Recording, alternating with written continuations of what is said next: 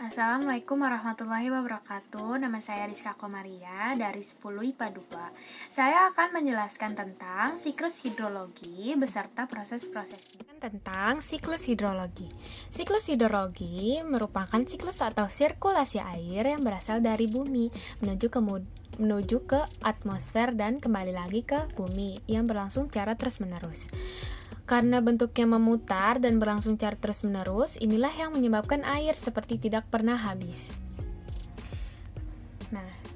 Nah, tahapan kejadian siklus hidrologi itu seperti apa? Jadi, pada suatu saat, karena adanya pemanasan oleh sinar matahari, maka air yang ada di laut itu akan menguap melalui proses yang namanya evaporasi. Apa itu evaporasi? Evaporasi itu adalah peristiwa berubahnya air yang ada di permukaan bumi menjadi uap air dan naik ke lapisan atmosfer.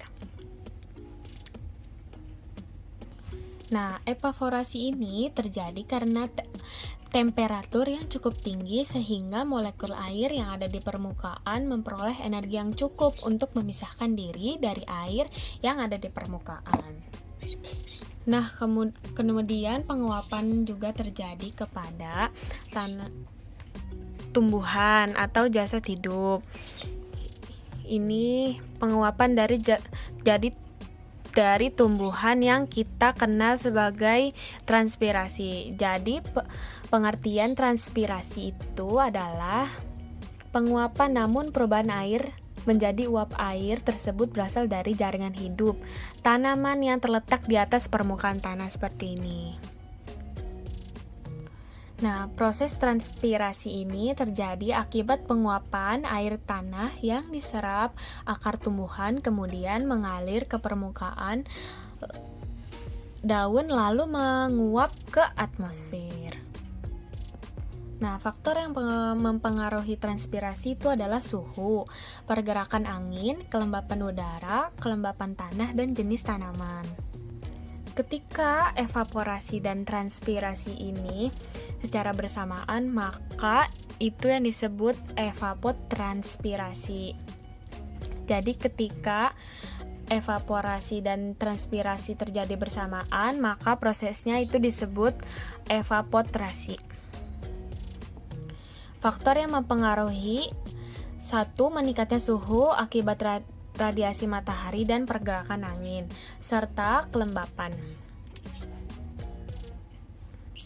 Nah, selain evapotranspirasi, juga penguapan terhadap gunung di atas gunung es yang namanya sublimasi, yang terkenal sebagai sublimasi. Apa itu sublimasi? Sublimasi merupakan penguapan yang terjadi di kutub atau puncak gunung di mana adanya proses perubahan es menjadi uap air tanpa mengalami fase cair terlebih dahulu. Nah, ketika uap-uap air akibat proses evaporasi dan transpirasi tersebut itu berubah menjadi uap-uap air, maka suatu ketinggian tertentu, maka uap-uap air itu akan mengalami kondensasi atau pengembunan. Nah, kondensasi ini adalah perubahan wujud uap air menjadi partikel-partikel titik air dengan ukuran sangat kecil setelah proses penguapan. Nah, kondensasi dipengaruhi oleh suhu udara rendah pada ketinggian tertentu. Partikel-partikel titik air tersebut kemudian saling berdekatan dan membentuk awan.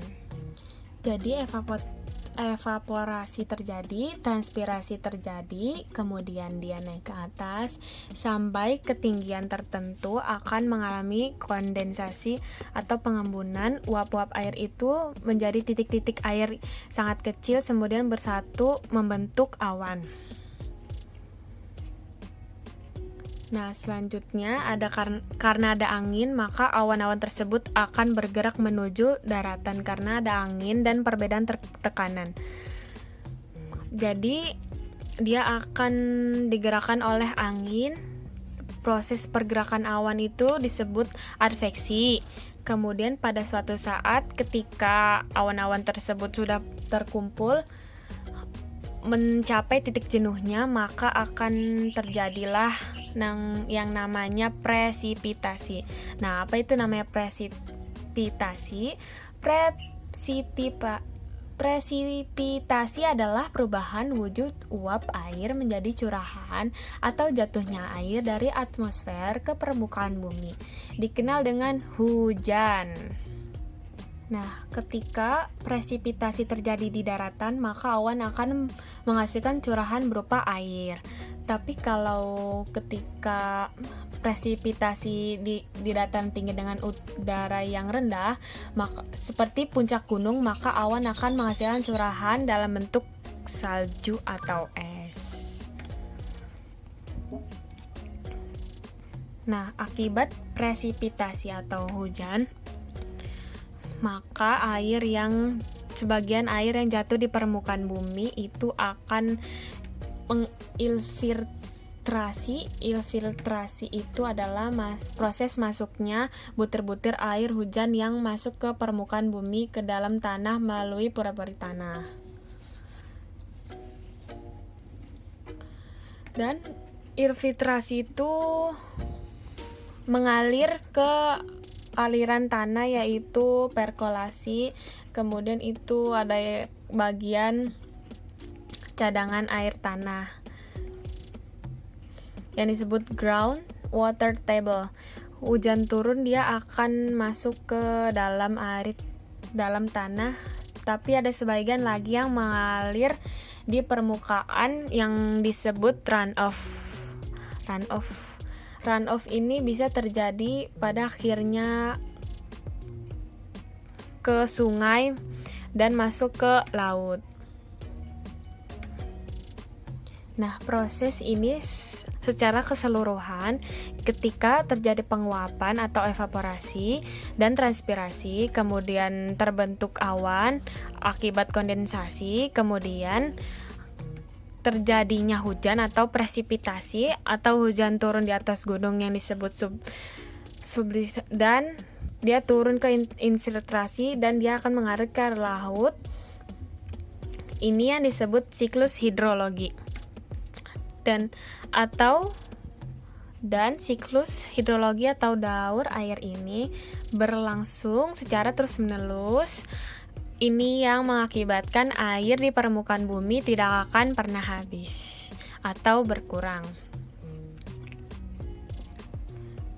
Ini gambar yang merupakan siklus hidrologi, dan ini yang dinamakan siklus hidrologi panjang. Kurang lebihnya saya mohon maaf. Wassalamualaikum warahmatullahi wabarakatuh. Terima kasih.